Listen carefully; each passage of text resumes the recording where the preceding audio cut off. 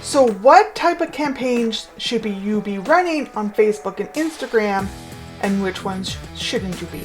So when it comes to setting up campaigns in Ads Manager, which gives you access to Instagram and Facebook at the same time, it can be overwhelming. There's a lot of options. So I wanted to address 3 different types of campaigns that you can run for your studio to drive more interest and traffic and leads. What we call top of funnel, middle of funnel, bottom of funnel. So top of funnel are people who don't know you exist. Most people know what fitness is, so we don't need to really address like what is the solution to my problem. We're more addressing that you are the solution to their problem. So top of funnel is all about you. Saying this is what we stand for, this is what we're about, and then bridging that gap between what makes you different and attracting your new members. So people are always on Facebook, or always, if they don't already have some sort of fitness regime, is kind of keeping their ear out for something at some point, and they want to work with a program that they connect to. So that's where you would do a top of funnel campaign. Now, depending on how populated your area is, you can do this as a video view campaign or a reach campaign or even a brand awareness campaign to really kind of splash and hit as many people as possible. So at the top of the funnel, set up a campaign using reach, low budget. You can even do $1 a day. I like $5 a day. And talk about what makes your facility different. From the perspective, don't talk so much about you, talk about them, but how you solve their problems. So that's number 1. Number 2, middle of the funnel. Middle of the funnel are people who have engaged with your Facebook page, watched any of your videos on Facebook or Instagram, engaged with your Instagram business profile, or visited your website with your pixel on it. That's what we call a warm audience.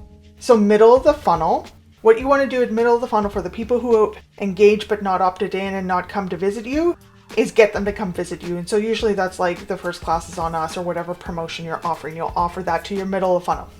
Then there's the bottom of the funnel. So the bottom of the funnel are people who most fitness studios don't actually have the audience size to do this, but on an e-commerce, it would be in an abandoned cart sequence. Now, most people in the fitness area, their audiences are too small to make this work. So I leave the bottom of the funnel for special promotions, 6-week boot camps, Black Friday deals, that kind of thing. That's what I leave for bottom of the funnel. And they're usually for people who have already visited your site or visited your facility, not your website, your facility, my apologies. So they visited your facility, you have their name and number, you create a custom audience in Facebook, and then you retarget them specifically with your super duper offer. In many ways, you don't need to do a bottom of the funnel campaign for fitness studios. If you have their email or cell phone, you can do like a newsletter / text.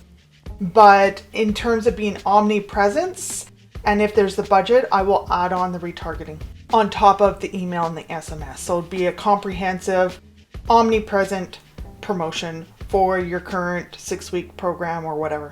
So those are the 3 things that I recommend. You can test lead forms. They're perfectly fine. When you're setting up your lead form, it needs to go into your CRM if you don't have one. Make sure you ask more questions than just the default questions. That's how you're going to get a better quality lead. Don't just use the default, add additional questions. You can do various tactics in terms of offers and everything like that. But for the simplicity of this video, top of funnel reach, middle funnel traffic with a landing page view of optimization, and then bottom of the funnel, technically conversions, but if your audience is too small, you can try reach, kind of play with it. The size of your audiences are super important when it comes to Facebook and deciding which way you're going to go. So hopefully that makes sense. If you have any questions, leave them in the comments and I will get back to those questions, comments as soon as humanly possible. Thanks.